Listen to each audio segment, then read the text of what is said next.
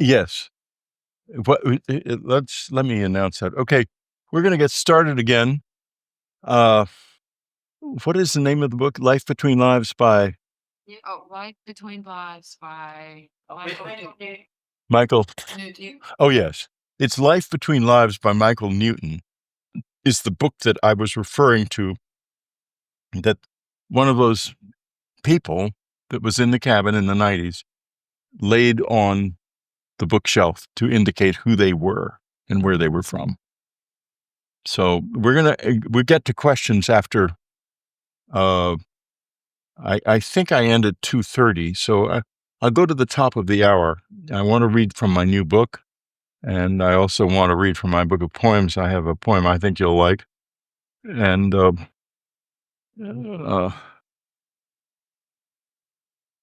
before we left, where was I? Do you remember? You were talking about cabin. Yeah. Okay, the two cabins, and let me explain what happened. We had the first cabin, and our next door neighbors were very unhappy about the fact that this had happened, and because they want their privacy, and they were afraid people would show up, and we were being very careful, but people would still, from time to time, drive past the cabin. And so we decided to build another cabin in a more slightly isolated area, but really along the same ridge. And we built it, and it kind of got out of hand. I had too many ideas, and before you knew it, it was probably more than we should have spent. And but at first it seemed fine, because the books were being very successful. I was past the UFO books then, and writing books like Billy and Majestic was a UFO book, sort of, and but the sales were dramatic. They were very, very good, and I was really a best-selling author. Then South Park came along and did the rectal probe joke and turned my rape into laughter, and people will buy a controversial author's book, but not a laughingstock's book. And the bottom fell out of my sales. And in the publishing world, they have this thing known as the death spiral, where they sell in 10,000 books, and if they don't sell them out, 2,000 books come back, say, and then the trade buys 8,000 books the next time for the next book, and that means that you're less visible on the shelf. 2,000 of those books don't get sold, and then trade buys 5,000 books, and before you know it, your career's over. It takes about 4 books, and I had lasted for about 6 or 7, but then we ended up literally having to borrow money from friends to eat. We lost the cabin.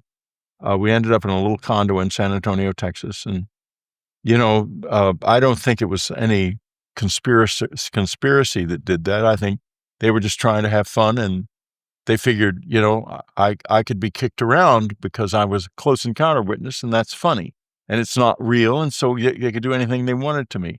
And they had a natural bully in them. Both of those guys who write it did, I guess, and they chose me to be their victim, with the consequence that I lost everything. Fast forward to, and when we rode out of that cabin, as I alluded to earlier, I said, I will never look back. I will never return. And then the History Channel, not the History Channel, the Travel Channel, came along with this documentary they wanted to do of me. And we did the whole documentary, and then throughout the whole documentary, I would say, but I'm not going back to the cabin. And finally, the guy who was making the documentary, a very sweet and perceptive man, calls me up and says, okay, well, Whitley, how are we going to end it? And I come up with various ideas, and I'm thinking to myself, these ideas are all bad. And I finally say, we got to go to the cabin. And I went back to the cabin, and the owner turned out to be an incredibly sweet man, and his wife, and they have two beautiful children. And it's just so lovely. I mean, the family is lovely. The cabin is in beautiful condition. I will tell you something, by the way, that you should know about washing machine brands. It is that when I looked in the laundry room, the same Maytags that we bought back in 1988 are sitting there working perfectly. Okay, Maytags. So I went back to the cabin and I thought, what will happen? And I could feel as soon as I crossed the ridge, there's a big ridge on the Shangam Mountains, and the iron is under there. As soon as I crossed the ridge, my body changed. And I wouldn't have noticed it back in the old days because we went there all the time and lived there in the summers. But this time I hadn't been there in 25 years. And the second I got into that area, I could feel the difference in my body. And I was with a lady who's also very sensitive, and she could too. And she commented on it before I even mentioned its existence. Oh, no, excuse me. The first time I was with some of the documentary filmmakers, and I didn't comment on it because they didn't perceive it. But I found when I was at the cabin that I could kind of draw something to it. Not the grays. I couldn't draw that, but I could draw what felt like non-physical beings to the cabin. And I realized that I must have been doing this in the old days. That was why in the old days, we would sometimes have situations where the grays would come in when people were there, and they would see them, and they would encounter them. Raven Dana, who has been on TV with me many times, and in fact appears in many documentaries with me, had that experience at the cabin where she woke up in the night, and there was this something on the foot of the bed. She thought it was a raccoon. But of course, then she realized, A, the windows are all closed with screws, the screens, and B, this is clearly not a raccoon. And it came up to the side of the bed and touched her arm, and she experienced this wonderful vibration of energy coming through her body that she felt like could have gotten very strong, but it didn't. In other words, it could have immobilized her. She couldn't move when it was happening.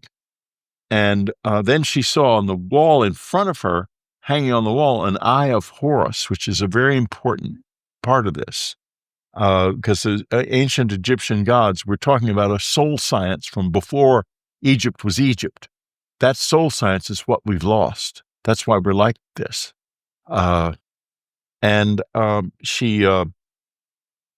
So she said, it asked her in her mind, how can I help you? What can I do? And she said, you could walk down that hallway, which is to say, walk down a corridor where we had low light cameras. There was a documentary filmmaker there. And so it went out of her room, and hopefully the next morning we would have had some video, but we didn't get video. But it went into the next bedroom and talked and interacted with two people who were there also. So that happened at the cabin a lot. And now that I'm back there, I'm thinking, can I make this happen again? And I could bring it up to where I could kind of feel it in my chest, and the cabin itself would start to do spirit knocks and stuff. And I had some friends up there recently, and it was very intense because the group of us together, all meditating together, we could make this happen. It was quite incredible. So there's something going on there, and it has to do with that seam of iron underneath. And I'm going to go back to the cabin and try to see if I can't strengthen this whole process. I'm not quite sure how to do that, but that's the nature of the game, isn't it? We're never quite sure what to do or how to do it. And they more or less show up on their own, don't they? That's why I call them visitors, because they visit you and then they leave. I want to talk to you a little bit now about, then I'm going to do this briefly, and then I'm going to read from a couple of paragraphs from my new book, and I'm going to open the floor to questions. Okay. Unless I'm torn to pieces by this thing, in which case the thing will stop. All right. Back in 1969, I joined the Gurdjieff Foundation with Anne.